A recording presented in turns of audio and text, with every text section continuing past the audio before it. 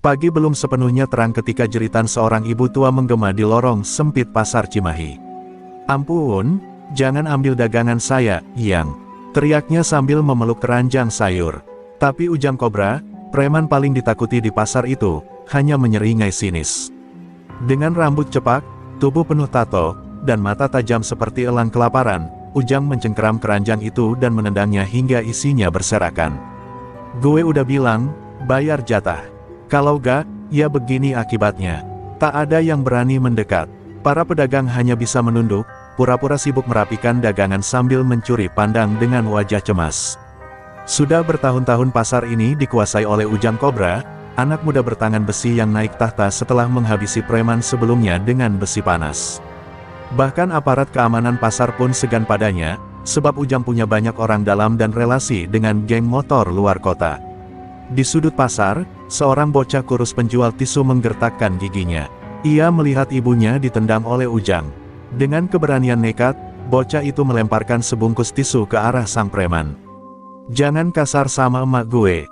teriaknya. Ujang menoleh cepat, wajahnya mengeras. Semua orang tahu, siapapun yang melawan walau hanya dengan kata-kata, akan dihajar tanpa ampun. Seketika, tangan Ujang melayang ke wajah si bocah. "Kurang ajar!" Benturan keras membuat bocah itu terlempar ke tumpukan karung. Tangis pilu pecah dari si ibu yang berlari memeluk anaknya. Tapi Ujang tidak peduli. Dia hanya meludah dan berjalan santai melewati para pedagang yang gemetar. Dunia seakan membeku, dan teror menyelimuti udara. Ujang Kobra berdiri di tengah lorong pasar seperti raja di atas singgasana. Satu demi satu pedagang menyerahkan uang, keamanan, beberapa dengan tangan gemetar, beberapa lagi dengan air mata. "Gue gak peduli kalian ngeluh atau nangis. Selama gue masih di sini, semua bayar jatah. Kalau enggak, mending angkat kaki dari Cimahi." Suaranya menggema lantang, menggores rasa takut ke dada semua orang.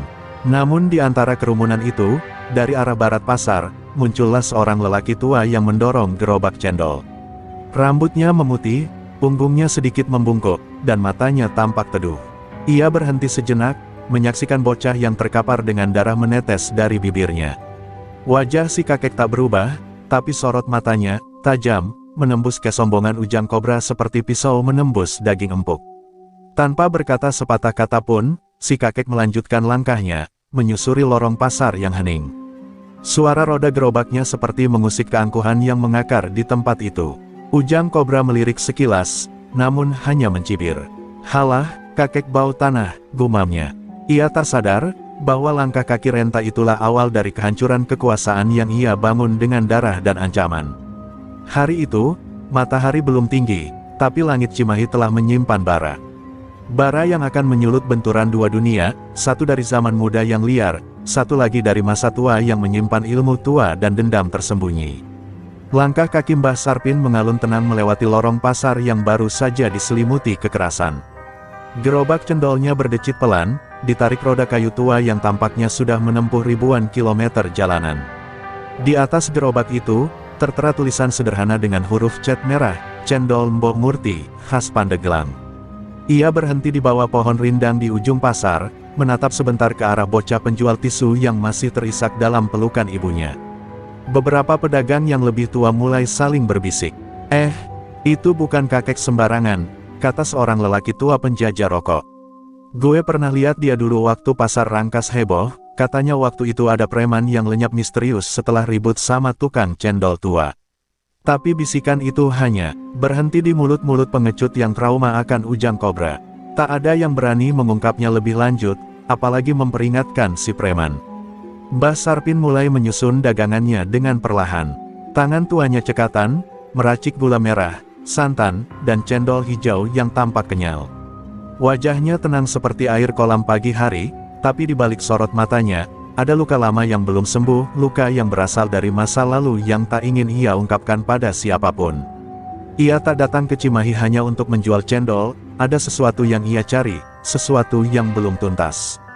Sore menjelang, pasar kembali bergeliat, seolah melupakan insiden pagi tadi. Tapi Mbah Sarpin tetap menjadi pusat pandangan, terutama dari para preman kecil yang menjadi kaki tangan Ujang. Mereka memandang kakek itu dengan tatapan mengejek. Tukang cendol tua ini gak tahu dia di mana. Ini wilayah Kobra, bukan tempat piknik. Bisik salah satu dari mereka, tertawa kecut sambil mengunyah sirih. Ujang Kobra sendiri masih di warung kopi depan pasar, menertawakan kisahnya menamparkan bocah kecil. Hahaha, lihat muka anak itu tadi. Kena satu, langsung rebah kayak ayam kena lempar batu. Tapi salah satu anak buahnya, Eman, menyela dengan nada penasaran. Yang, itu kakek tukang cendol tadi, dia aneh. Tatapannya kayak, bukan orang biasa. Ujang mendengus, paling dukun kampung. Besok gue suruh dia bayar jatah juga. Malam turun dengan cepat, dan pasar berubah sunyi. Tapi di dalam warung tempat para preman berkumpul, bayangan Mbah Sarpin masih membekas. Salah seorang pemuda yang sempat mencoba mengintip gerobak cendol itu bahkan mengaku melihat simbol aneh yang terukir halus di bagian bawah gerobak, seperti lambang jawara, lambang kuno yang dulu hanya dikenal oleh pendekar dari tanah Banten. Tapi saat ditanya, ia hanya menggeleng dan berkata, mungkin cuma ukiran biasa. Di sudut pasar, Mbah Sarpin duduk bersila di belakang gerobaknya. Di hadapannya, sehelai kain hitam terhampar, dan di atasnya terletak sebilah keris pendek yang dibungkus dengan daun sirih. Matanya terpejam, bibirnya berkomat-kamit membaca doa tua. Angin malam berembus pelan, membawa bisikan gaib dari masa silam. Waktunya belum tiba, gumamnya. Tapi ia tahu, pertemuannya dengan Ujang Kobra hanyalah soal waktu. Dan saat itu tiba, darah akan kembali membasahi tanah pasar. Dan saat subuh esok datang, tak seorang pun menyangka bahwa takdir pasar Cimahi sedang bersiap diubah oleh seorang kakek penjual cendol, yang dulu pernah disebut, si Bandrong Bisu, pendekar dari Banten yang lenyap tanpa jejak. Pagi ketiga Mbah Sarpin di pasar Cimahi disambut dengan suasana tegang. Langit mendung menambah suram wajah-wajah para pedagang yang masih trauma akan kejadian 2 hari lalu. Ujang Kobra belum muncul, tapi kabarnya hari ini ia akan keliling menagih jatah keamanan. Para pedagang sibuk mengumpulkan recehan, bahkan ada yang rela menjual sebagian dagangannya hanya untuk menghindari amukan si preman. Di sudut pasar, gerobak cendol Mbah Sarpin berdiri tenang, seolah tak terpengaruh badai yang akan datang. Mbah Sarpin tetap melayani pelanggan seperti biasa. Anak-anak kecil menyukai cendol buatannya yang lembut dan manis. Seorang ibu bahkan berbisik, "Kek, cendol ini enak banget, kayak buatan orang tua zaman dulu." Sang kakek hanya tersenyum, tak banyak bicara, namun mata tuanya sesekali melirik ke arah gang sempit tempat Ujang biasanya muncul. Seakan ia menanti sesuatu yang tak bisa dihindari. Dan benar saja, sebelum jam 9, suara langkah-langkah berat terdengar dari arah timur pasar. Ujang Kobra muncul bersama 3 anak buahnya. Kali ini, matanya tak hanya menyoroti pedagang-pedagang lama, tapi langsung menancap pada satu titik, gerobak cendol di ujung lorong. Itu dia si kakek sok suci yang bikin orang lupa siapa raja di sini, gumamnya sambil meludah ke tanah. Ia menepuk pundak anak buahnya. "Ayo, kita ajar sopan santun ke tukang cendol bau tanah itu." Para pedagang mulai panik. Beberapa mengemasi barang dagangan mereka, yang lain pura-pura tidak melihat. Beberapa wanita bahkan menarik anak-anak mereka menjauh, takut akan terjadi keributan. Tapi Mbah Sarpin tetap di tempatnya. Tangannya dengan tenang menuang santan ke dalam gelas plastik, seolah tak ada bahaya yang datang. Wajahnya tetap teduh, namun sorot matanya kini mulai tajam. Ujang Kobra melangkah mendekat, suara sepatunya menggema di antara kesunyian. Kek, lo baru dagang di sini tapi udah laris, ya?" Sapanya dengan nada licik. Mbah Sarpin hanya mengangguk singkat. "Alhamdulillah," jawabnya tenang. Tapi jawaban itu justru menyulut emosi Ujang. Ia menepis gelas cendol yang baru disajikan ke tanah. "Tapi di sini lo harus bayar jatah. Gak ada yang gratis, kek." Tangan Mbah Sarpin berhenti di udara. Matanya kini menatap lurus ke arah Ujang Kobra. Tak ada ketakutan, hanya tatapan lurus yang dingin dan dalam. "Aku sudah bayar, pada yang lebih berhak." Suaranya lirih tapi tegas. Ujang tertawa keras, menunjuk si kakek sambil mengejek. "Wah, nih orang tua mulai ngelantur.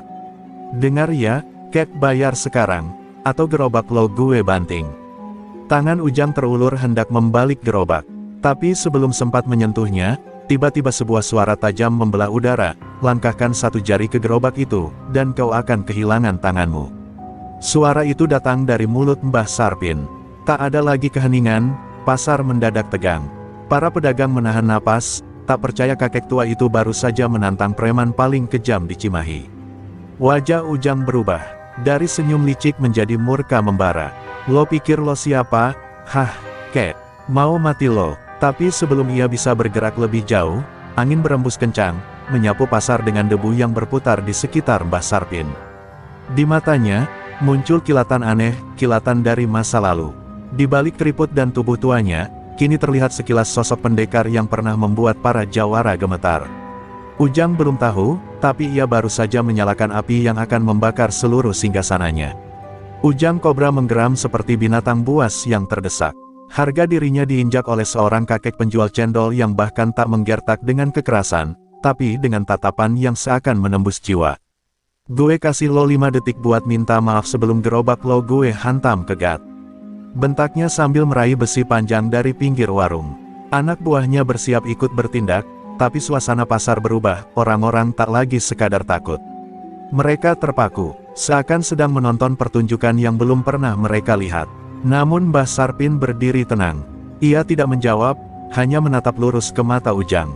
Kalau kau benar ingin menghancurkan gerobak ini, lakukan saja, katanya lirih. Tapi kau harus siap kehilangan lebih dari sekadar harga diri. Kata-kata itu bukan ancaman, tapi seperti petuah dari seorang guru tua yang tahu persis akibat dari tindak tanduk manusia yang pongah. Dan saat Ujang mengayunkan besi ke arah gerobak, sesuatu yang aneh terjadi. Besi itu tak pernah sampai ke sasaran. Dalam sekejap, Mbah Sarpin menggerakkan tangan kirinya, menepuk pelan udara di depan dada. Seketika, angin seperti menebas dari samping, menghantam dada Ujang dan melemparnya ke belakang sejauh 2 meter. Tubuhnya terbanting ke tumpukan sayuran busuk. Pasar terdiam, tak ada yang paham bagaimana itu terjadi. Tak ada sentuhan, tak ada kontak fisik, tapi Ujang tumbang, terbatuk dengan wajah memerah menahan malu. Ajian, Bandrong, desis seorang pedagang tua dari pojok. Itu ilmu Bandrong, yang cuma dimiliki para jawara Banten. Ia menunduk hormat tanpa sadar. Kini, sosok Mbah Sarpin bukan lagi kakek penjual cendol di mata mereka. Ia adalah jawara tua yang sengaja menyembunyikan kekuatannya. Dan entah kenapa, kini ia hadir di pasar Cimahi yang sudah lama jadi sarang preman. Pedagang-pedagang mulai berani mendekat, menatap Mbah Sarpin dengan hormat. Ujang bangkit, wajahnya merah padam. Bukan karena luka, tapi karena malu. Kurang ajar, lo main sulap, iya. Teriaknya, meski suaranya gemetar. Ia mencabut pisau kecil dari balik sabuknya, lalu melompat maju. Tapi sebelum pisau itu mendekat, Mbah Sarpin sudah bergerak seperti bayangan. Ia menyentuh dada Ujang dengan 2 jari, dan seketika tubuh si preman terhuyung mundur dan jatuh terduduk. Pisau terlepas, nafasnya tersengal, matanya membelalak, seperti baru menyadari, ini bukan orang tua biasa. Dulu aku diam karena aku muak dengan darah, bisik Mbah Sarpin, suaranya menusuk jiwa. Tapi jika ada yang menganiaya rakyat kecil demi perut kenyangmu, maka kau akan berhadapan dengan tangan yang dulu pernah menumbangkan 8 preman dari Rangkas dalam 1 malam. Suara itu bukan sekadar cerita. Itu adalah kenyataan pahit yang mulai Ujang sadari, ia telah menantang seorang legenda. Pasar Cimahi kini gempar, tapi bukan karena ulah preman seperti biasanya. Para pedagang mulai keluar dari persembunyian, menatap Ujang yang ketakutan dan Mbah Sarpin yang tetap berdiri diam. Anak-anak kecil bersorak pelan, sementara para ibu mulai menghapus air mata. Untuk pertama kalinya dalam bertahun-tahun, pasar ini melihat harapan. Dan semua itu datang dari seorang kakek yang hanya membawa gerobak cendol, dan masa lalu yang tak seorang pun sanggup bayangkan. Namun Ujang belum selesai. Meski tubuhnya lemas, rasa dendamnya mulai menggelegak. Ia bukan tipe preman yang akan berhenti di satu kekalahan. Dan dalam diam, ia bersumpah, ia akan kembali, dengan bantuan dari luar. Bantuan dari mereka yang juga punya ajian. Mereka yang siap membalas atas nama ego. Dan perang di pasar Cimahi baru saja dimulai. Malam itu, hujan turun deras di Cimahi. Suara petir menggema seperti gemuruh kemarahan langit, seolah mengiringi amarah yang membara dalam dada Ujang Kobra. Tubuhnya masih terasa ngilu setelah dihantam ajian Mbah Sarpin siang tadi, namun rasa sakit itu tak sebanding dengan luka yang lebih dalam, luka harga diri. Ia tak bisa menerima kenyataan bahwa seorang kakek tua telah mempermalukannya di depan semua orang. Gue bakal bikin lo nyungsep, kek, gumamnya dengan gigi gemeretak, sambil memandangi bekas luka memar di dadanya. Di sebuah rumah kontrakan sempit di pinggiran kota, Ujang duduk sambil menelepon seseorang yang nomornya hanya ia hubungi saat keadaan benar-benar darurat. "Bang Jaya, gue butuh bantuan," katanya dengan suara serak. "Ada orang tua, tapi dia bukan orang biasa. Dia punya ajian Bandrong." Sejenak sunyi, lalu terdengar tawa berat dari seberang. "Bandrong? Iya, berarti lo gak main-main minta bantuan." Suara itu milik Jaya Sontol, mantan jawara pasar Tanah Abang yang kini jadi penguasa bayangan di wilayah utara. Orang yang punya dendam pribadi pada para pemilik ajian Banten. Jaya Sontol tak butuh waktu lama untuk mengiyakan. Ia pernah punya urusan dengan pendekar Bandrong puluhan tahun lalu yang membuatnya pincang sebelah. Kini mendengar kabar bahwa ada pemilik ajian itu masih hidup, apalagi seorang kakek renta, ia melihat kesempatan untuk membalas dendam yang selama ini terpendam. "Gue bakal berangkat malam ini," ujarnya dingin. "Tapi ingat, Ujang, begitu gue turun tangan, gak ada lagi negosiasi. Kakek itu akan gua kubur." Sementara itu, Mbah Sarpin duduk bersila di dalam warung kecil tempatnya menumpang bermalam. Lilin menyala redup, menerangi wajahnya yang tenang. Namun matanya terpejam, dan dalam keheningan, ia berbicara dalam hati, memanggil kekuatan. Lama yang telah lama ia segel. "Bandrong, bangkitlah dari tidurmu. Aku tak ingin perang, tapi bila bumi tempatku berpijak dipenuhi kesaliman, maka tangan ini akan kembali menjadi tombak." Keringat dingin mengalir di pelipisnya, tapi wajahnya tetap damai. Keesokan paginya, pasar Cimahi kembali riuh, namun kali ini riuh dengan bisik-bisik. Kabar tentang kekalahan Ujang menyebar cepat seperti angin. Para pedagang mulai menunjukkan harapan. Ada yang mulai membereskan lapaknya dengan semangat, ada pula yang berani tersenyum. Namun di tengah harapan itu, kabar baru menyusup, seorang lelaki misterius terlihat memasuki kota dini hari tadi dengan mobil hitam. Ia membawa 2 orang pengawal bertubuh besar dan membawa tas panjang yang mencurigakan. Di sudut pasar, seorang pedagang buah menggigil ketika mengenali sosok itu. Itu Jaya Sontol. Dulu dia ngegasak 5 preman di pasar Minggu sendirian. Ia berlari dari lapaknya dan berbisik pada para pedagang lain. Suasana pasar kembali mencekam. Harapan yang sempat tumbuh kini mulai tergantikan dengan ketakutan baru. Semua mata tertuju ke satu titik, gerobak cendol yang kini tampak sepi. Tapi Mbah Sarpin masih di sana, tetap menyajikan cendol seperti biasa. Ia tahu badai belum berlalu, tapi dalam dirinya tak ada gentar. "Kalau dia datang membawa dendam, biarlah aku jadi tembok terakhir," bisiknya pelan. "Dulu aku hidup untuk melindungi, dan sampai akhir hayat, aku akan tetap menjaga yang lemah." Ia menatap langit yang mulai cerah, seolah berbicara pada masa lalu yang kini kembali mengetuk pintunya. Sebab ia tahu, pertarungan kali ini bukan sekadar tentang preman dan pedagang, ini soal kehormatan ilmu yang sudah lama tertidur. Dan dari balik awan yang bergulung, takdir mulai merajut benang merah antara 2 jawara masa lalu, satu menyimpan dendam, satu menjaga warisan. Dan pasar Cimahi akan menjadi medan pertempuran yang menguji jiwa, kesabaran, dan kehormatan. Pagi itu, udara pasar Cimahi mendadak terasa berat. Kabut tipis belum sepenuhnya sirna, namun langkah kaki berat dari arah timur pasar menembus keramaian yang mulai membeku. Sosok tinggi besar dengan rambut putih disisir rapi, mengenakan jas hitam dan tongkat kayu ukiran naga, berjalan perlahan namun mantap. Di belakangnya, 2 pria berbadan kekar dengan sorot mata tajam mengikuti dengan langkah pasti. Dialah Jaya Sontol, nama yang dulu ditakuti di Tanah Abang, kini kembali menuntut balas di usia senja. Para pedagang buru-buru menutup lapak. Beberapa anak muda yang biasanya jadi mata-mata Ujang pun tak berani menegur. Semua tahu, udara yang menyelimuti pria tua itu bukan sekadar aura kebengisan, tapi dendam yang membatu selama puluhan tahun. "Mana kakek cendol itu?" Suara Jaya Sontol menggema, berat dan dalam seperti genderang perang.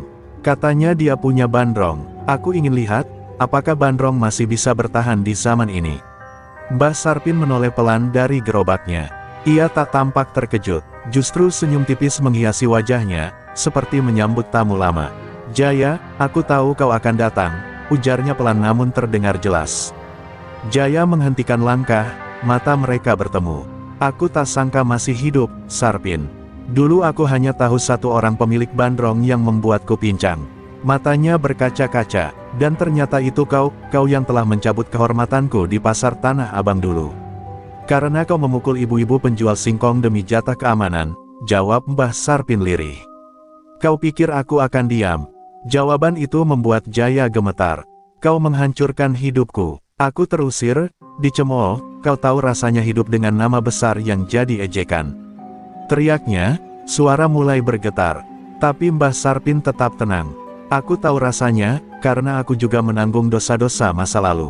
Tapi dendammu, Jaya, hanya akan membuat luka baru. Tanpa aba-aba, salah satu pengawal Jaya melompat maju, menebaskan golok ke arah Mbah Sarpin. Tapi dalam sekejap, tubuhnya terpental seperti ditendang angin. Tak ada yang melihat gerakan Mbah Sarpin. Yang tampak hanyalah tubuh sang pengawal yang terguling beberapa meter sambil memuntahkan darah.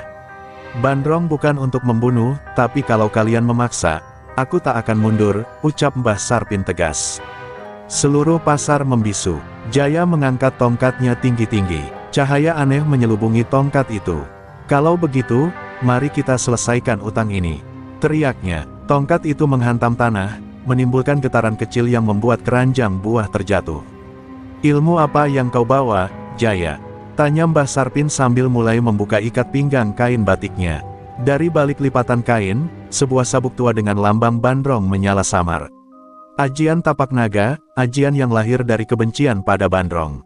Langit mendadak mendung, dan hembusan angin kencang membuat debu beterbangan. Warga mulai menjauh. Pertarungan dua jawara tua akan segera dimulai. Satu mewakili dendam dan amarah, satunya mewakili penjaga rakyat dan kehormatan.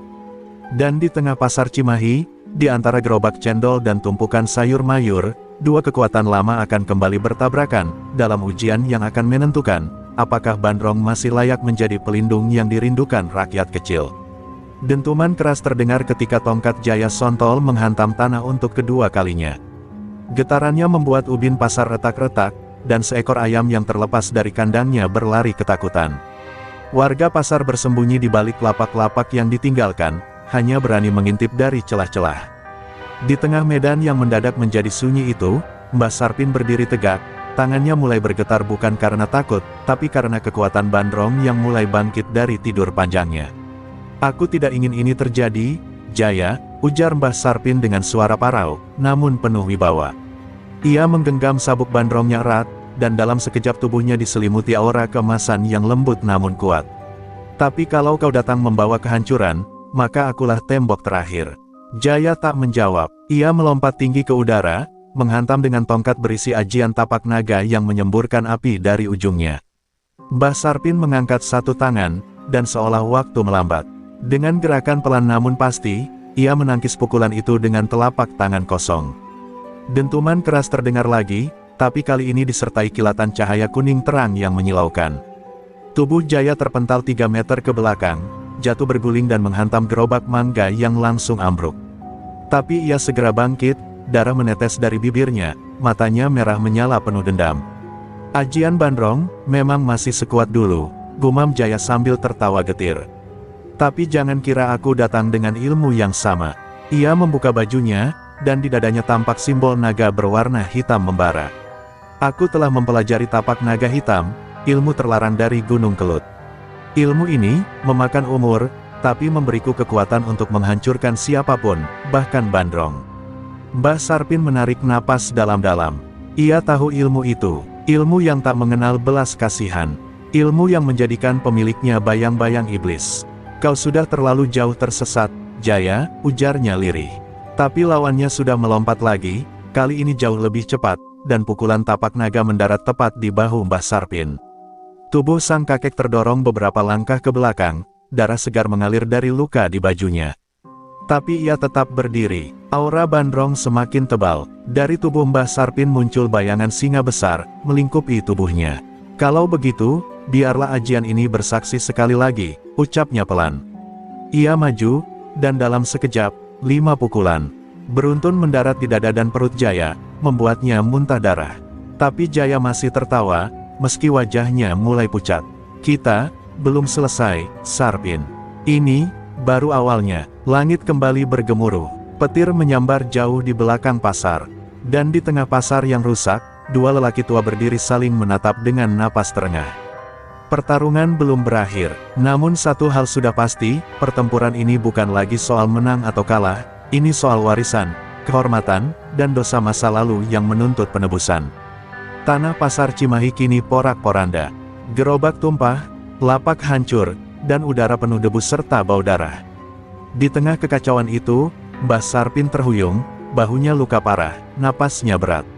Sementara Jaya Sontol berdiri terpaku, darah menetes dari mulut dan hidungnya.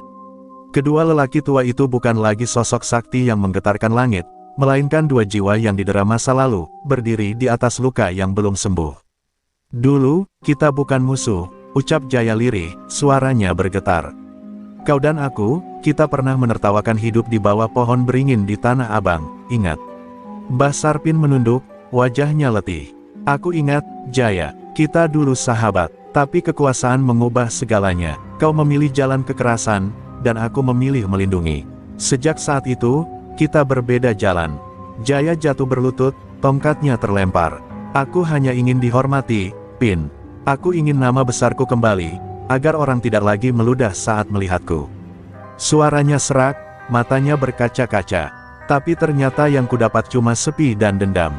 Mbah Sarpin menghampirinya pelan, meski tubuhnya gemetar karena luka. Ia menyentuh bahu Jaya dengan tangan berdarah. Hormat itu bukan soal ditakuti, tapi soal dikenang, dan kau akan selalu dikenang, Jaya. Tapi bukan karena dendammu, melainkan karena keberanianmu mengaku salah. Tiba-tiba, salah satu pengawal Jaya yang sedari tadi pingsan, tersadar dan bangkit dengan golok terhunus, melesat ke arah Mbah Sarpin dari belakang. Mbah, awas, teriak seorang pedagang dari kejauhan. Tapi sebelum golok itu mengenai tubuh renta Mbah Sarpin, Jaya melompat, menahan tebasan itu dengan tubuhnya. Golok menancap di punggung Jaya, dan darah langsung mengucur deras. Pengawalnya terpental oleh tenaga batin dari Jaya, tapi Jaya sendiri roboh ke tanah dengan napas tersisa. Kenapa kau? Tanya Mbah Sarpin, mata berkaca-kaca. Karena, sekali ini saja, aku ingin kau tahu, aku masih sahabatmu, ujar Jaya lemah, senyum kecil terukir di bibir berdarahnya. Ia mengerang, matanya mulai redup. Maafkan aku, Pin, maafkan, semua kebodohanku. Dan dalam pelukan sahabat lamanya, Jaya mengembuskan napas terakhir, meninggalkan dunia dengan damai, di tengah pasar yang menjadi saksi air mata dan darahnya. Mbah Sarpin menangis tanpa suara. Air matanya mengalir, membasahi tanah yang bercampur darah sahabatnya. Para warga yang bersembunyi mulai berdatangan perlahan, mendekat, membawa kain untuk menutup jenazah Jaya. Tidak ada yang bicara, bahkan Ujang dan anak buahnya yang diam-diam mengintai dari kejauhan tak sanggup berkata-kata. Mereka baru menyadari bahwa pasar ini tidak sekadar tempat jual beli, tapi tempat sejarah dan harga diri ditorehkan. Dan sejak hari itu, sebuah tugu batu kecil berdiri di sudut pasar Cimahi. Diukir dengan dua nama, Sarpin dan Jaya. Di bawahnya tertulis, sahabat yang bertarung, tapi tak pernah benar-benar menjadi musuh. Luka di pasar itu akan sembuh, tapi kenangan tentang dua jawara tua dan pertarungan terakhir mereka akan terus hidup di dalam hati para pedagang kecil, sebagai pelajaran bahwa kehormatan sejati bukan didapat dari kekuatan, tapi dari hati yang mampu memaafkan. Hari-hari setelah kematian Jaya Sontol berjalan lambat di pasar Cimahi. Lapak-lapak yang rusak diperbaiki perlahan, pedagang mulai berjualan kembali, namun suasana belum benar-benar pulih. Tugu batu kecil yang didirikan untuk mengenang Mbah Sarpin dan Jaya menjadi pusat perhatian, selalu dikelilingi bunga dan dupa. Tapi di balik keheningan itu, ada satu sosok yang mulai bergerak dalam diam, Ujang, mantan anak buah Jaya. Ujang, pemuda yang dulu hanya jadi pemalak kecil, kini merasakan kehampaan tanpa sosok kuat yang membimbing atau menakut-nakutinya. Ia berdiri lama di depan tugu itu, matanya tajam menatap nama Jaya. Dulu kau ditakuti semua orang, Bang. Sekarang, mereka hanya kasih bunga, gumamnya lirih. Ada kemarahan yang ia sembunyikan, bukan pada Jaya, tapi pada dunia yang membiarkan kekuatan hilang begitu saja dalam pelukan air mata. Dengan beberapa anak muda pengangguran dari kampung sebelah, Ujang mulai membentuk lingkaran kecil. Ia menawarkan perlindungan pada pedagang dengan bayaran harian. Awalnya mereka menolak, tapi setelah dua lapak dilempar batu dan satu penjual disiram air gat, rasa takut mulai tumbuh. Nama Ujang mulai disebut-sebut di lorong-lorong pasar. Pedagang tua mulai berbisik, jangan sampai Ujang tahu kita ngelapor. Kabar ini akhirnya sampai ke telinga Mbah Sarpin, yang kini hanya duduk jualan cendol di ujung pasar, lebih banyak diam, menatap langit, seolah berbicara pada roh sahabatnya. Seorang pemuda datang tergesa membawa kabar tentang ulah Ujang. Mbah Sarpin menutup matanya lama, lalu hanya berkata, bayang-bayang akan selalu muncul saat cahaya redup. Namun Ujang tidak hanya puas menguasai pasar. Ia mulai mengumpulkan jimat-jimat dari dukun dan paranormal. Ia percaya kalau Mbah Sarpin bisa sekuat itu karena ilmu Bandrong, dan ia ingin mendapatkannya juga. Suatu malam, ia mendatangi makam tua di pinggir kota, tempat konon Bandrong diturunkan ratusan tahun lalu. Di sana, di bawah cahaya obor, ia mengikrarkan niat, aku akan menjadi penerus Bandrong. Bukan untuk menjaga, tapi untuk menguasai.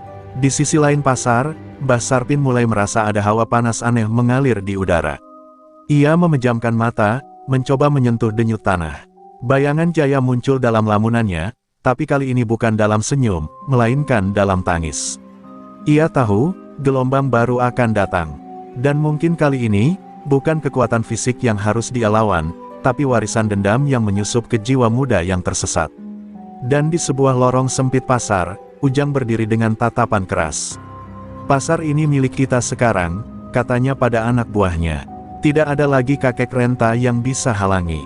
Tapi dari kejauhan, seekor kucing hitam melintas, berhenti sejenak di depan tugu batu Sarpin dan Jaya, lalu menghilang ke dalam gelap. Seolah alam pun tahu, perang lama belum benar-benar selesai, ia hanya berubah wajah. Malam itu, pasar Cimahi tertutup pekat oleh kabut tebal yang datang tiba-tiba, seolah ikut menutupi niat gelap Ujang. Di bawah sinar bulan merah, Ujang menyelinap ke dalam sebuah gubuk tua yang sudah lama ditinggalkan di pinggir kota, tempat Mbah Sarpin dulu belajar ilmu Bandrong dari gurunya yang legendaris. Di balik pintu yang lapuk, tertata benda-benda tua penuh aura mistis, jimat, kitab kuno, dan keris berlumur debu. Ujang merogoh tasnya, mengeluarkan gulungan kertas yang ia dapatkan dari dukun pasar dengan harga mahal.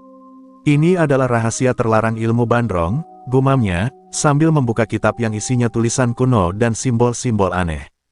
Kalau aku bisa menguasai ilmu ini, aku akan jadi penguasa pasar, bahkan kota. Matanya menyala penuh ambisi, namun, dalam hati kecilnya, ada bisikan kecil yang memperingatkan, ilmu yang terlalu gelap selalu menuntut harga mahal. Ia mulai melantunkan mantra-mantra dari kitab itu dengan suara bergetar, mencoba menghubungkan dirinya dengan kekuatan yang lebih besar. Angin di luar berhembus kencang, suara bayangan. Pohon-pohon menari di dinding gubuk. Tubuh Ujang bergetar, dan tiba-tiba aura hitam pekat melingkupi sekelilingnya, membuat udara terasa sesak. Tapi di saat itu juga, wajah Mbah Sarpin muncul dalam pikirannya, mengingatkannya pada janji bahwa ilmu harus digunakan untuk menjaga, bukan menghancurkan. Tiba-tiba, suara gemerisik terdengar dari luar. Ujang menoleh, dan di balik kabut, seorang sosok berdiri diam mengamati. Sosok itu adalah seorang lelaki berjas hitam dengan mata yang tajam dan dingin, seperti bayangan yang hidup. Kau mencari ilmu Bandrong, tapi kau belum siap menanggung konsekuensinya. Suara lelaki itu seperti bisikan angin malam, membuat bulu kuduk Ujang berdiri.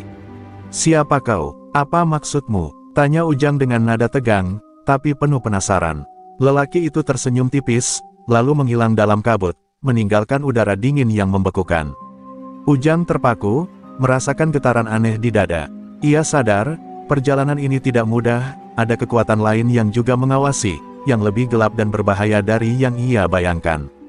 Keesokan harinya, pasar kembali ramai, tapi aura gelap tak hilang. Ujang mulai menunjukkan perubahan, tatapannya lebih dingin, gerakannya lebih cepat dan tak terduga.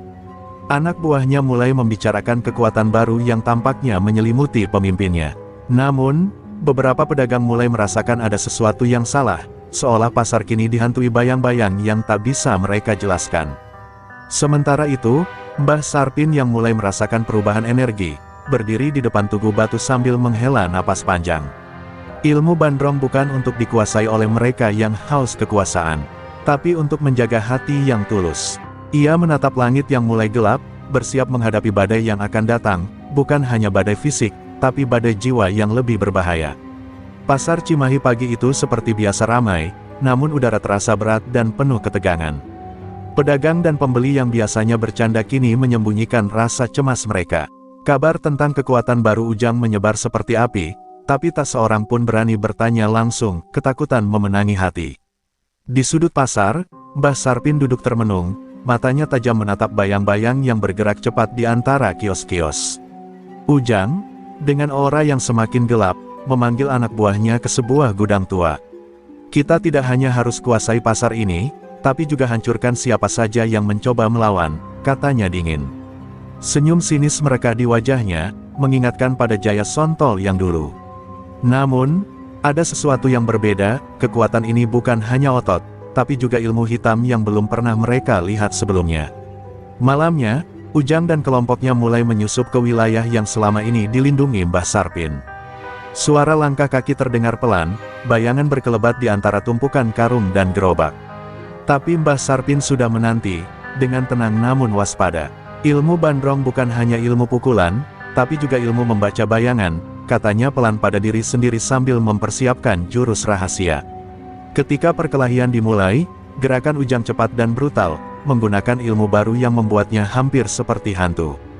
Tapi Mbah Sarpin yang sudah berpengalaman mampu membaca setiap serangan dengan ketenangan. Pukulan demi pukulan saling beradu, menciptakan gelombang tenaga yang membuat tanah pasar bergetar.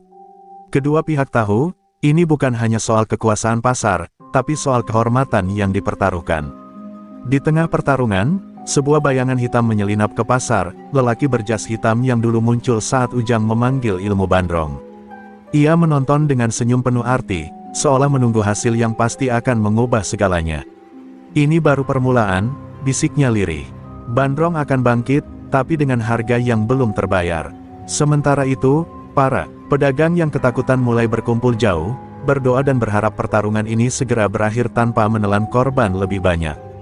Ada yang menyebut nama Mbah Sarpin sebagai pelindung terakhir pasar, sementara yang lain diam-diam berharap Ujang bisa berubah sebelum terlambat.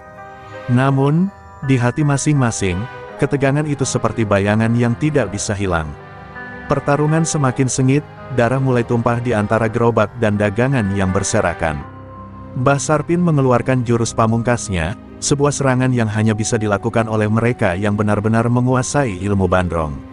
Ujang terkejut, tubuhnya terpental jauh, tapi matanya masih menyala penuh ambisi yang tak mudah padam. Di akhir malam, pasar Cimahi kembali sunyi. Debu dan aroma darah menyelimuti udara. Kedua lawan, meski terluka parah, masih bertahan dengan tekad membara. Pasar ini bukan lagi sekadar tempat berjualan, tapi medan pertempuran antara dua jiwa yang berbeda jalan, dua bayangan yang saling menantang dalam kegelapan. Pasar Cimahi masih hangat dengan aroma darah dan debu setelah pertarungan malam itu, tapi malam membawa ingatan yang tak kalah kelam. Mbah Sarpin duduk termenung di depan warung cendolnya, tangannya gemetar memegang gelas kecil berisi air jahe hangat. Bayangan masa lalu datang menghantui pikirannya, kenangan tentang masa muda, saat ia masih muda kuat dan penuh harapan, sebelum dunia membawanya ke jalan yang penuh darah dan duka. Ia teringat pada sahabatnya, Jaya Sontol, yang dulu sama-sama belajar ilmu Bandrong di sebuah perguruan tua jauh dari keramaian kota. Jaya adalah sosok yang ceria tapi keras kepala, yang akhirnya berubah menjadi pemimpin pasar yang ditakuti. Kami dulu berjanji menjaga pasar dan orang-orang di dalamnya, bisik Mbah Sarpin pelan. Tapi janji itu berakhir tragis ketika Jaya memilih jalan kekerasan dan kekuasaan yang membawa kehancuran.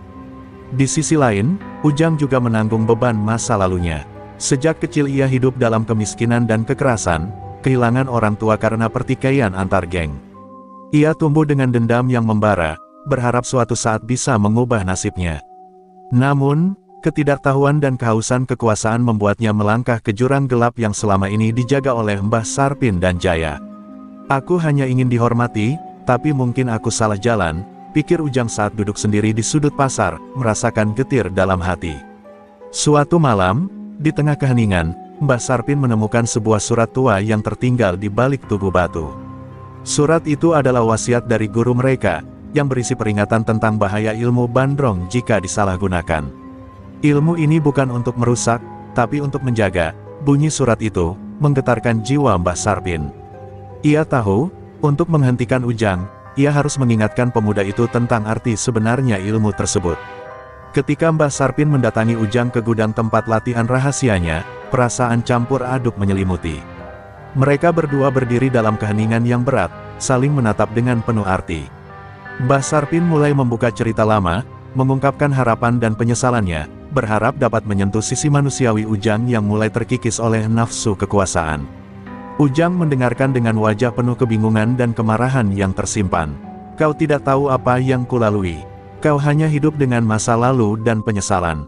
Ujarnya dengan suara pecah, tapi di dalam hatinya, kata-kata Mbah Sarpin mulai merembes, membuka ruang untuk keraguan dan rasa bersalah yang selama ini ia tolak. Malam itu menjadi titik balik bagi keduanya. Bukan berarti permusuhan hilang, tapi pemahaman baru mulai tumbuh, bahwa pertarungan mereka bukan hanya soal kekuatan, melainkan juga soal jiwa dan pilihan yang harus dihadapi. Pasar Cimahi, yang selama ini menjadi medan perang, kini menjadi saksi dari perjuangan dua manusia mencari arti sejati dari kekuatan dan pengampunan. Dan di balik keremangan, bayangan hitam lelaki berjas itu kembali muncul, menatap tajam dari kejauhan. Ia tahu, kisah ini belum selesai.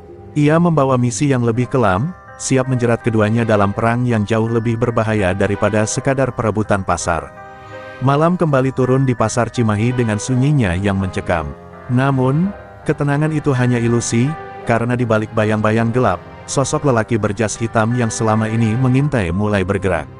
Ia bukan sekadar pengamat, melainkan pembawa ancaman yang membawa kekuatan misterius jauh lebih berbahaya daripada yang pernah dihadapi oleh Mbah Sarpin maupun Ujang.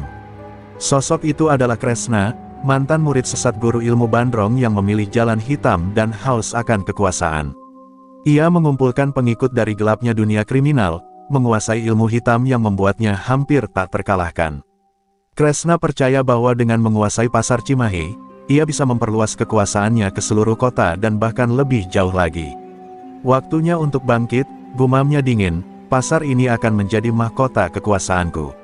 Kresna mulai menyebarkan pengaruhnya melalui serangan diam-diam, membuat situasi pasar menjadi tidak menentu. Anak buahnya melakukan aksi intimidasi, merusak kios-kios pedagang, dan menyebarkan ketakutan. Pedagang-pedagang yang dulu sudah mulai merasa sedikit lega dengan keberadaan Mbah Sarpin kini kembali dilanda kecemasan. Suasana pasar berubah menjadi medan pertempuran bayangan, penuh tipu muslihat dan pengkhianatan. Mbah Sarpin dan Ujang yang baru saja menemukan titik temu di tengah konflik batin, kini dipaksa bersatu menghadapi ancaman ini. Mereka tahu, jika Kresna dibiarkan bebas, bukan hanya pasar Cimahi yang hancur, tapi seluruh tatanan kota akan terancam. Namun, mengalahkan Kresna bukan perkara mudah, ilmu hitamnya jauh lebih dalam dan gelap daripada apa yang pernah mereka pelajari. Dalam pertemuan rahasia di sebuah rumah tua, Mbah Sarpin membuka kembali kitab tua dan mantra kuno untuk mempersiapkan diri.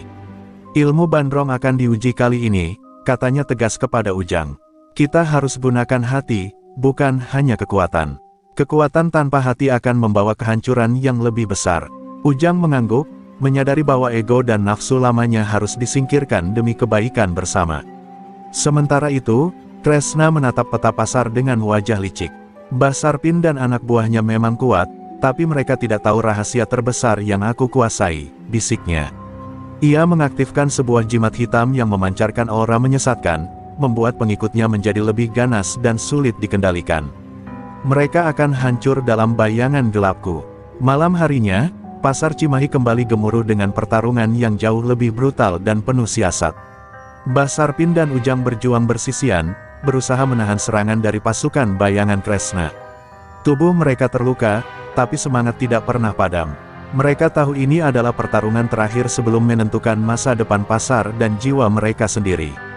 Dan di antara kerusakan dan darah, bayangan Kresna menghilang ke gelap malam, meninggalkan ancaman yang terus membayangi. Pasar Cimahi belum aman, dan ujian terbesar masih menunggu di depan mata. Pasar Cimahi masih bergemuruh oleh sisa-sisa pertempuran semalam. Rasa sakit dan lelah menghantui tubuh Mbah Sarpin dan Ujang, tapi keduanya tahu bahwa musuh sebenarnya belum kalah. Kresna, dengan ilmu hitamnya yang berbahaya, masih mengintai di balik bayangan, menunggu kesempatan untuk menyerang kembali. Dalam keheningan pagi, Mbah Sarpin mengundang Ujang duduk di warung cendolnya, tempat yang dulu dianggap remeh oleh sang preman. Di sana, dengan suara yang rendah namun penuh arti, Mbah Sarpin mengajak Ujang membuka lembaran baru. Kita tidak bisa terus bertarung sendiri-sendiri, katanya. Kalau kita ingin menyelamatkan pasar dan orang-orang di sini, kita harus bersatu, walaupun itu berat untuk kita yang pernah bermusuhan. Ujang terdiam sejenak, berjuang melawan ego dan dendam yang masih menggerogoti hatinya. Pertemuan itu menandai babak baru dalam kehidupan mereka. Ujang yang keras kepala dan penuh amarah mulai merasakan ketulusan Mbah Sarpin. "Aku tidak mau jadi seperti Kresna, yang hanya membuang-buang nyawa demi kekuasaan," ujarnya lirih.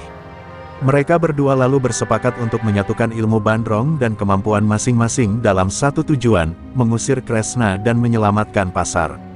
Berita tentang persekutuan ini menyebar cepat di pasar. Pedagang dan warga yang sempat kehilangan harapan mulai melihat secercah cahaya. Mereka mendukung Mbah Sarpin dan Ujang, bahkan beberapa mantan anak buah Ujang yang dulu membelot pun mulai kembali.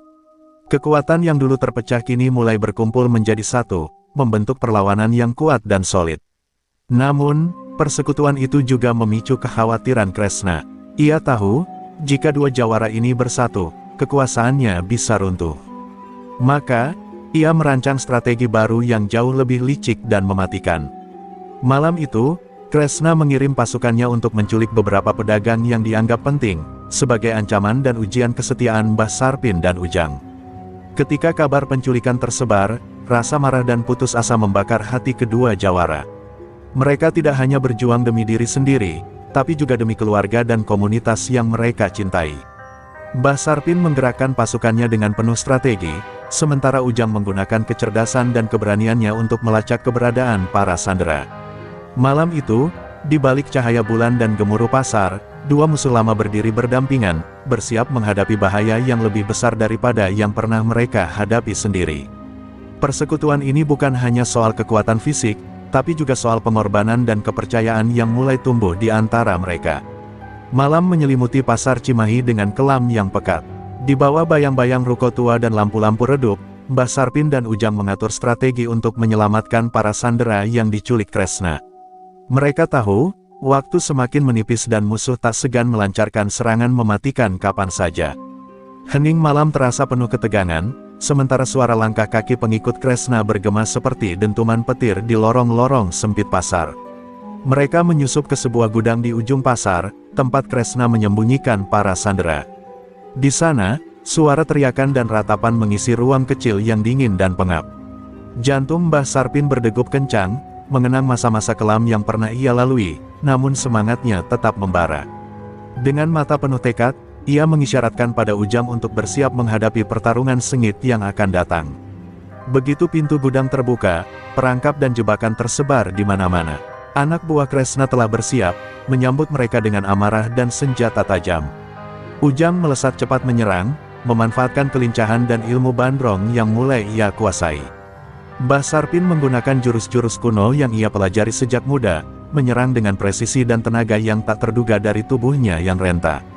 Pertarungan pun berlangsung brutal, suara benturan kayu dan besi bergema hingga ke setiap sudut pasar. Mbah Sarpin dan Ujang harus saling melindungi, bertarung dengan kekuatan yang tersisa dan strategi yang matang. Namun, di balik itu semua, ketegangan juga dirasakan saat salah satu pengikut Kresna berhasil melukai Ujang. Darah mengalir deras, dan kesakitan itu hampir mematahkan semangat muda itu. Tapi semangat mereka tak pernah padam. Mbah Sarpin menguatkan Ujang, mengingatkan bahwa perjuangan ini bukan hanya soal mereka berdua, tapi juga untuk keselamatan semua orang yang mereka cintai.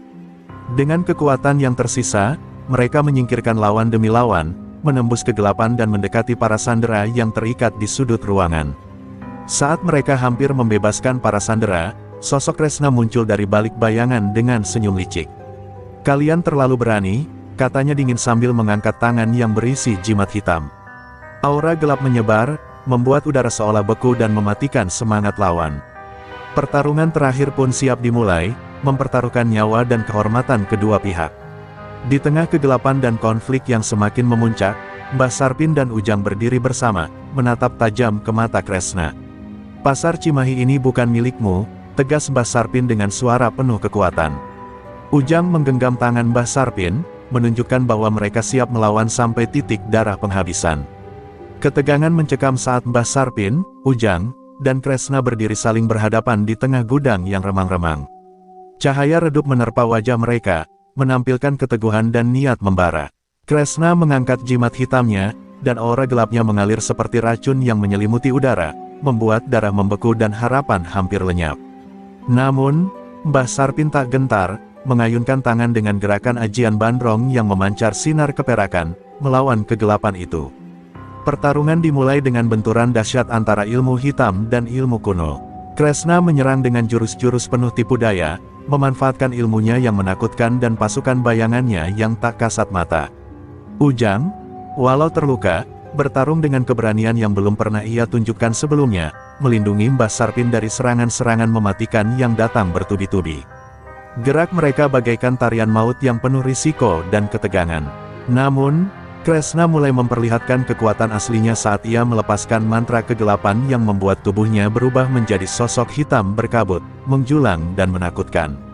Sinar ilmu Bandrong dari Mbah Sarpin terpancar makin kuat, namun kegelapan Kresna semakin pekat dan sulit ditembus. Ujang harus mengumpulkan seluruh keberaniannya untuk melawan rasa takut yang merayapi pikirannya. Dalam momen genting itu, Mbah Sarpin berbisik pada Ujang, "Ingat, jurus Bandrong bukan hanya kekuatan, tapi juga kehormatan dan pengorbanan." Ujang mengangguk, lalu mengeluarkan jurus yang selama ini disembunyikannya, gerakan memutar yang mengalirkan energi seperti ombak kuat, melingkari Kresna dan menghancurkan bayang-bayangnya. Kresna terkejut, namun ia segera mengerahkan seluruh tenaga untuk melawan. Pertarungan itu berlanjut dengan intens, hingga akhirnya Kresna mulai goyah. Jurus gabungan Mbah Sarpin dan Ujang berhasil menembus benteng kegelapan yang selama ini melindungi Kresna. Dengan satu serangan terakhir yang penuh semangat, mereka menggulung Kresna ke tanah, menghancurkan jimat hitam yang selama ini menjadi sumber kekuatannya. Kresna meraung kesakitan, tubuhnya melemah, dan akhirnya terjatuh tanpa daya. Pasar Cimahi kembali tenang, diselimuti udara yang segar dan harapan baru. Mbah Sarpin dan Ujang berdiri bersama, menyadari bahwa pertempuran ini bukan hanya soal kekuatan, tapi juga tentang keberanian, pengorbanan, dan kebersamaan. Para pedagang dan warga yang menyaksikan kemenangan itu bersorak, merayakan kebebasan dan kedamaian yang kembali hadir di pasar mereka. Namun, di balik semua itu, keduanya tahu perjuangan belum sepenuhnya usai. Pasar Cimahi harus terus dijaga, dan ikatan yang telah terjalin harus dipupuk agar kegelapan tidak pernah lagi menguasai. Dengan penuh keyakinan, Mbah Sarpin dan Ujang berjanji untuk menjaga pasar ini bersama, sebagai pelindung sejati yang tak hanya kuat, tapi juga bijaksana. Pagi menjelang di pasar Cimahi terasa berbeda. Udara segar membawa harapan baru yang mengalir bersama sinar matahari. Setelah kekalahan Kresna, suasana pasar perlahan pulih. Pedagang mulai membuka lapak dengan senyum lega, dan anak-anak bermain riang di antara keramaian. Mbah Sarpin dan Ujang berdiri di depan warung cendol, menatap pasar yang kini tampak damai, seolah-olah luka lama mulai sembuh. Keduanya tahu, kemenangan atas Kresna bukan akhir dari segalanya, melainkan awal sebuah babak baru. Mbah Sarpin, dengan tubuh yang mulai menua, berbicara lembut kepada Ujang, "Pasar ini bukan hanya tempat berjualan, tapi tempat kita menjaga kehormatan dan warisan. Aku tidak bisa terus di sini selamanya, waktuku sudah hampir habis." Ujang menatap dengan penuh hormat, menyadari tanggung jawab besar yang harus diembannya. Dengan penuh kepercayaan, Mbah Sarpin menyerahkan ilmu Bandrong yang selama ini menjadi kekuatan utama mereka kepada Ujang. "Peliharalah ilmu ini dengan bijak, jangan sampai disalahgunakan. Gunakan untuk melindungi yang lemah dan menjaga kedamaian," pesannya tegas. Ujang menyambut amanah itu dengan hati terbuka, berjanji untuk menjadi pelindung yang adil dan kuat. Pasar pun merasakan perubahan, bukan hanya dari sisi keamanan, tapi juga solidaritas antar pedagang yang makin erat. Ujang mulai membentuk komunitas pelindung pasar, mengajarkan ilmu Bandrong kepada generasi muda yang ingin belajar.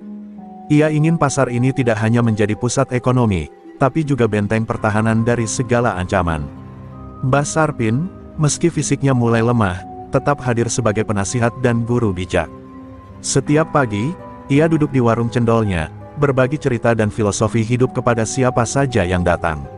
Kehadiran sang kakek menjadi simbol keteguhan dan warisan nilai-nilai luhur yang tak lekang oleh waktu. Namun, kedamaian itu tetap dijaga dengan waspada. Ujang dan para pengikutnya selalu siap menghadapi tantangan baru. Mereka tahu, kegelapan bisa datang kapan saja, tapi dengan ilmu dan kebersamaan, pasar Cimahi akan selalu berdiri kokoh. Dari pertempuran hingga persahabatan, mereka belajar bahwa kekuatan terbesar adalah persatuan. Cerita tentang Mbah Sarpin dan Ujang pun menjadi legenda di Pasar Cimahi, diwariskan dari mulut ke mulut sebagai pengingat bahwa keberanian dan kehormatan lebih berarti daripada kekuasaan semu. Pasar yang dulu penuh ketakutan kini berubah menjadi tempat penuh harapan dan semangat baru. Di akhir perjalanan, Mbah Sarpin tersenyum puas melihat Ujang berdiri tegak sebagai jawara baru. Pasar Cimahi telah aman, dan warisan ilmu Bandrong telah siap diteruskan. Kedua jawara itu tahu, meski mereka berbeda generasi, mereka satu tujuan, melindungi tanah kelahiran dan menjaga kehormatan yang tak ternilai harganya. Pagi belum sepenuhnya terang ketika jeritan seorang ibu tua menggema di lorong sempit Pasar Cimahi. "Ampun, jangan ambil dagangan saya, Yang!" teriaknya sambil memeluk keranjang sayur. Tapi Ujang Kobra, preman paling ditakuti di pasar itu, hanya menyeringai sinis. Dengan rambut cepak, tubuh penuh tato, dan mata tajam seperti elang kelaparan, Ujang mencengkeram keranjang itu dan menendangnya hingga isinya berserakan. "Gue udah bilang, bayar jatah. Kalau gak, ya begini akibatnya." Tak ada yang berani mendekat. Para pedagang hanya bisa menunduk, pura-pura sibuk merapikan dagangan sambil mencuri pandang dengan wajah cemas. Sudah bertahun-tahun pasar ini dikuasai oleh Ujang Kobra, anak muda bertangan besi yang naik tahta setelah menghabisi preman sebelumnya dengan besi panas. Bahkan aparat keamanan pasar pun segan padanya, sebab Ujang punya banyak orang dalam dan relasi dengan geng motor luar kota. Di sudut pasar, seorang bocah kurus penjual tisu menggertakkan giginya. Ia melihat ibunya ditendang oleh Ujang. Dengan keberanian nekat, bocah itu melemparkan sebungkus tisu ke arah sang preman. "Jangan kasar sama emak gue," teriaknya. Ujang menoleh cepat, wajahnya mengeras. Semua orang tahu, siapapun yang melawan walau hanya dengan kata-kata, akan dihajar tanpa ampun. Seketika, tangan Ujang melayang ke wajah si bocah. "Kurang ajar!" Benturan keras membuat bocah itu terlempar ke tumpukan karung. Tangis pilu pecah dari si ibu yang berlari memeluk anaknya. Tapi Ujang tidak peduli. Dia hanya meludah dan berjalan santai melewati para pedagang yang gemetar. Dunia seakan membeku, dan teror menyelimuti udara. Ujang Kobra berdiri di tengah lorong pasar seperti raja di atas singgasana. Satu demi satu pedagang menyerahkan uang, keamanan, beberapa dengan tangan gemetar, beberapa lagi dengan air mata. "Gue gak peduli kalian ngeluh atau nangis. Selama gue masih di sini, semua bayar jatah. Kalau enggak, mending angkat kaki dari Cimahi." Suaranya menggema lantang, menggores rasa takut ke dada semua orang. Namun di antara kerumunan itu, dari arah barat pasar, muncullah seorang lelaki tua yang mendorong gerobak cendol. Rambutnya memutih, punggungnya sedikit membungkuk, dan matanya tampak teduh. Ia berhenti sejenak, menyaksikan bocah yang terkapar dengan darah menetes dari bibirnya. Wajah si kakek tak berubah, tapi sorot matanya, tajam, menembus kesombongan Ujang Kobra seperti pisau menembus daging empuk. Tanpa berkata sepatah kata pun, si kakek melanjutkan langkahnya, menyusuri lorong pasar yang hening. Suara roda gerobaknya seperti mengusik keangkuhan yang mengakar di tempat itu. Ujang Kobra melirik sekilas, namun hanya mencibir. "Halah, kakek bau tanah," gumamnya. Ia tak sadar, bahwa langkah kaki renta itulah awal dari kehancuran kekuasaan yang ia bangun dengan darah dan ancaman. Hari itu, matahari belum tinggi, tapi langit Cimahi telah menyimpan bara. Bara yang akan menyulut benturan dua dunia, satu dari zaman muda yang liar, satu lagi dari masa tua yang menyimpan ilmu tua dan dendam tersembunyi. Langkah kaki Mbah Sarpin mengalun tenang melewati lorong pasar yang baru saja diselimuti kekerasan. Gerobak cendolnya berdecit pelan, ditarik roda kayu tua yang tampaknya sudah menempuh ribuan kilometer jalanan. Di atas gerobak itu, tertera tulisan sederhana dengan huruf cat merah, "Cendol Mbok Murti, khas Pandeglang." Ia berhenti di bawah pohon rindang di ujung pasar, menatap sebentar ke arah bocah penjual tisu yang masih terisak dalam pelukan ibunya. Beberapa pedagang yang lebih tua mulai saling berbisik. Itu bukan kakek sembarangan," kata seorang lelaki tua penjajah rokok. "Gue pernah lihat dia dulu waktu pasar Rangkas heboh, katanya waktu itu ada preman yang lenyap misterius setelah ribut sama tukang cendol tua." Tapi bisikan itu hanya berhenti di mulut-mulut pengecut yang trauma akan Ujang Kobra. Tak ada yang berani mengungkapnya lebih lanjut, apalagi memperingatkan si preman. Mbah Sarpin mulai menyusun dagangannya dengan perlahan. Tangan tuanya cekatan, meracik gula merah, santan, dan cendol hijau yang tampak kenyal. Wajahnya tenang seperti air kolam pagi hari, tapi di balik sorot matanya, ada luka lama yang belum sembuh, luka yang berasal dari masa lalu yang tak ingin ia ungkapkan pada siapapun. Ia tak datang ke Cimahi hanya untuk menjual cendol, ada sesuatu yang ia cari, sesuatu yang belum tuntas. Sore menjelang, pasar kembali bergeliat, seolah melupakan insiden pagi tadi. Tapi Mbah Sarpin tetap